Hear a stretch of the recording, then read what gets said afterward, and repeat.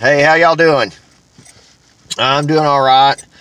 Hey, I just wanted to take the time to thank everybody for giving me the cheers up. You know what I'm saying? I appreciate that. You brought my spirits up. Just one of them things where I'm just trying to get through the holidays here, you know, and everything. It's, I guess one thing it was I didn't really want to think about my mom's death for a long time, so I just didn't think about it or want to deal with it. And now that I'm wanting to come around and interact with my stepdad, he just ain't having, maybe he just ain't ready yet. I don't know. I'm just worried about all the family heirlooms and stuff that my mom has on her side of the family, and all the presents that I bought her. You know, I used to travel every time I'd go see her, to go, you know, travel to go see her for Christmas or Thanksgiving. I used to purposely take all the back roads. And I know it's kind of wrong at the time. That's just part of my past. But I used to stop at all the abandoned farmhouses. You know, all the rundown, rickety places that used to be old houses. I'd go in there and find old Prince Albert cans, silverware, antique tweezers, anything antique, anything at all. It didn't matter what the heck it was. Old bottles, just old things. My mom loved old things. She was a collector, so I used to do that. I brought her a couple of potbelly stoves that was laying outside, and, you know, and this, that, and the other. And I was just wanting to get some of them things back, and, you know, so I could have something to remember her by, you know. Because a lot of the things that I gave her, I wanted for myself, but I love my mom, and that was the whole point. Half the time the car was so full, by the time we got there, we needed to unload. You know? But I'm just gonna move on for now and try to get through these holidays, and then start picking up on my videos after Christmas, or maybe shoot a couple here or there, and then I'll go back to my normal routine. I'll tell you something funny that happened a while ago. I just got back from doing my laundry, and I walked in there and I started washing all my clothes, and I put laundry detergent in every one of the every single one of the washing machines that I was using, was letting them wash. And I noticed people that were going to go buy laundry detergent. So I said, hey, if y'all want some laundry detergent, there's some right here you can use, because we bought a 35-pound bag of cheap laundry detergent, and we're not satisfied with it, so I'm trying to use it and get rid of it. And I'm not going to go out and buy some more until I use it all. So I was trying to give it all away. That's what I was trying to do. And the owner of the laundromat come up there and he says, excuse me, sir. I said, what? He says, you need not to give the laundry out. And I go, why? And he goes, you just not need to do that. He says, because I ain't selling no laundry detergent here. You're kind of like moving in on my profits. And I go, well, man, I'm just trying to be nice. I'm sorry. But I didn't think about that, man. But after he made me take the laundry detergent back out to the car before I could finish drying. He wasn't going to let me finish unless I took the laundry detergent out there. Oh, well. You live and you learn. Don't give out no free laundry detergent at the laundromat. Believe me, they're not going to be happy with you. But anyway, thanks y'all for cheering me up. Thank you, First Class Junkie.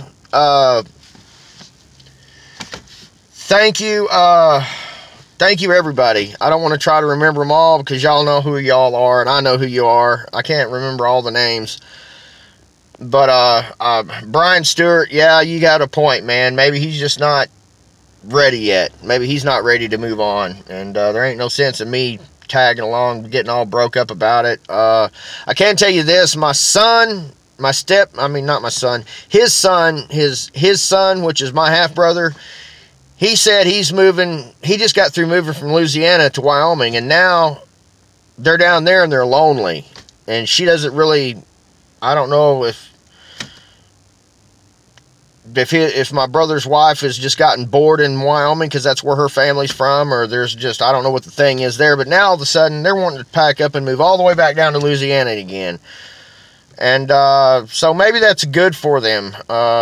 Maybe it's good for somebody to be down there with him, because I couldn't stay there no more. I just couldn't, and I felt bad about leaving him there alone.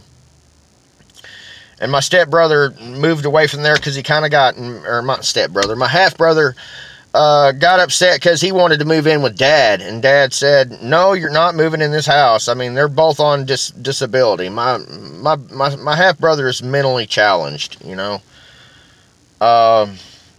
So in that said, you know, but still, Dad wouldn't have it. He says, "I'm tired of helping all y'all kids out and giving y'all a place to stay every time y'all want to decide to move down here, you know, back and forth, back and forth." That's what my dad told me the last time I went down there, and I told him, "You got to understand, man, I don't want to stay at your house. I just want to visit my mom while the last days of her earth are here." He goes, "Okay, that's fine, but you ain't staying here." And I said, "Okay, well, that's fine." Well, what my point is with my brother, I told him, I said, "You might want to talk to Dad about it." He goes, "What is there to talk about? He don't have a choice in this matter." And I'm going like, "No, but he could be upset with you. You know, I know that, you know, he was kind of upset with me whenever I just moved my whole family, just picked up and moved, you know, went straight to my mom's place and visited her, and then went and lived with some friends, and then got on my feet and got a job, you know, got my old job back when I used to live down there before. And it's much easier for them to do that. So I'm just hoping that he doesn't get mad at him for pulling up again, because he thought it was a big mistake, them moving to Louisiana in the first place. And then he thought it was even a bigger mistake when they're trying to just big bog back and forth. They're not staying in one place, and it's pulling the rug out from underneath themselves all the time, and with no good reason. Well, I hope my dad understands it is good reason. You know, he needs to be around some family. He needs to interact with his family and let that hurt go away. I can't imagine how he feels. You know, I've never lost a wife. Me and my mom were close. We wasn't really close. You know what I'm saying? Just one of those things where she was the filter. She knew everything I did. You know, I told her everything I did. It didn't make a dadgum what it was. If I was I told her everything. I did not hide nothing from my mom. And so she would tell me, "Don't tell your stepdad this, and don't tell your stepdad that, and don't tell Dad this, and don't tell Dad that." And all these years, I really wished I wouldn't have hid it from him, because maybe if he found out now what I'm doing, he would go, "Wow, good." You know, it's not like, "Oh, daggum, I never knew it was like that with him." I don't know. It's a mystery. We'll find out soon, I guess. I'm gonna get off here and let y'all go and take my laundry upstairs and get the wife ready for work, and spend time with my wife. I like to cook for her a little bit before make her something, so when she gets up, make her coffee and run her bath water and sit on the potty with her. Excuse me, not sit on the potty with her, but sit on the potty while she's taking a bath and talk with her and hand her a cup of coffee and help her wash her back, and, you know, help her wash her hair and give her kisses. You know, that's the things that I like to do every day. It makes me feel good about myself that I'm taking extra time to spend time with my wife, because in the past, before my accident, it was just pretty much, I stayed gone all the time. I had 2 jobs most of the time. One was to take care of the kids and the family, and one was to take care of my addiction. You know, I didn't ever take money out of my family's mouth, put it that way. I had one job that I worked for my family, and then the second job that I worked, it's like a dog chasing its tail. I should have just stayed home and spent time with my family.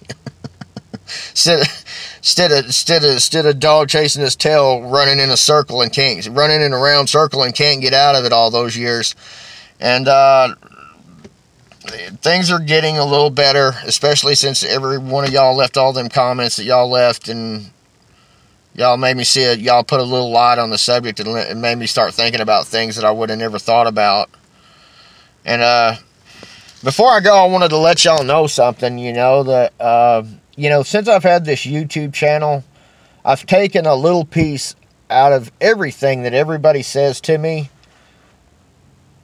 I've taken them things, and it's made me the person who I am today. Does that make sense? I used to get frustrated because I would almost hit 1,000 subscribers and then lose 5 or 6, or this, that, and the other, and then lose some. It's like, at this point, I really don't care how many subscribers I got, because the ones that are here to stay, and y'all are here with me, and y'all help me a lot, and that's what I love about this channel the most, is sometimes when I get down and depressed, you know, y'all cheer me up, you know, and sometimes y'all say things that maybe I need to hear, you know what I'm saying? Even though I don't want to hear them, maybe I need to hear them. I got one more thing I want to tell you before I go. I've been watching a lot of YouTube. Instead of making YouTube videos, I've been watching a lot of YouTube videos. I even watch a lot of my own, laugh at myself, you know, and maybe see where some of the mistakes that I've made in some of my videos that caused me a lot of controversy. But there's this one guy that I've been watching.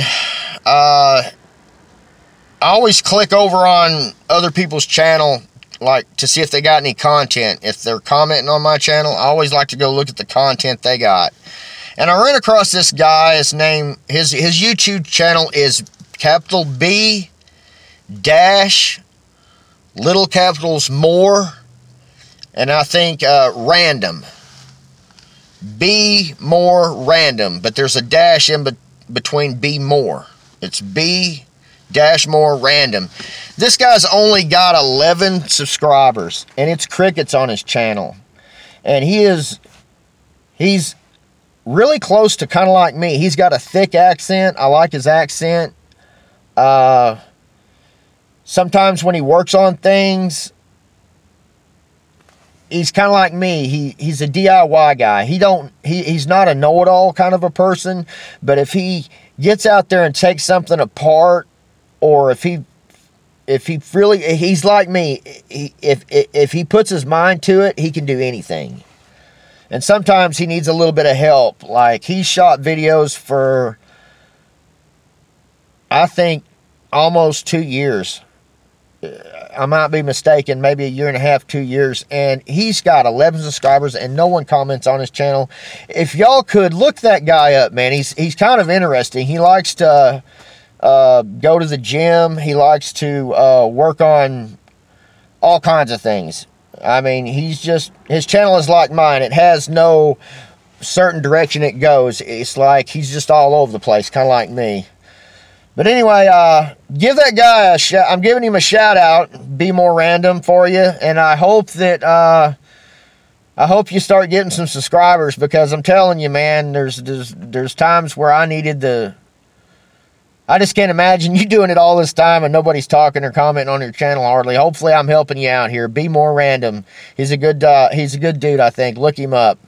Anyway, I'll catch y'all later. Until next time, man. Limpster out.